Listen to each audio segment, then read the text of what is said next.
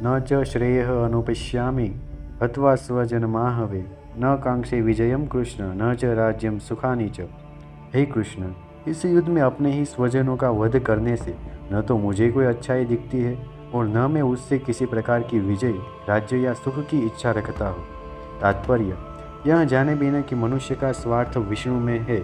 सारे बद्धजीव शारीरिक संबंधों के प्रति यह सोचकर आकर्षित होते हैं कि वे ऐसी परिस्थितियों में प्रसन्न रहेगी। ऐसी देहात्म बुद्धि के कारण वे भौतिक सुख के कारणों को भी भूल जाते हैं। अर्जुन तो क्षत्रिय का नैतिक धर्म भी भूल गया था। कहा जाता है कि दो प्रकार के मनुष्य परम शक्तिशाली तथा जाज्वल्यमान सूर्यमंडल में प्रवेश करने के योग्य होते हैं। ये तो है, एक तो क्षत्रिय जो कृष्ण की आज्ञा से युद्ध में मरता है तथा दूसरा सन्यासी जो आध्यात्मिक अनुशीलन में लगा रहता है। अर्जुन अपने शत्रुओं को भी मारने से विमुख हो रहा था। अपने संबंधियों की बात तो छोड़ दी, वह सोचता है कि स्वजनों को मारने से उसे जीवन में सुख नहीं मिल सकेगा, अतः वह लड़ने के लिए इच्छुक नहीं है।